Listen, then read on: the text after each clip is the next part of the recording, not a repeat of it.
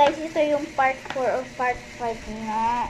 Ito na yung kakainin natin. And 1, 2, and 3. Teka lang. 1, 2, 3, go.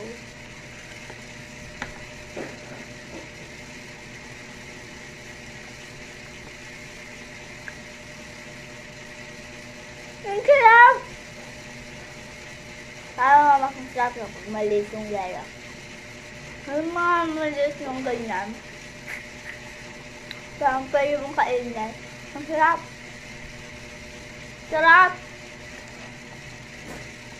Pwede mo naglasan ng kondensada.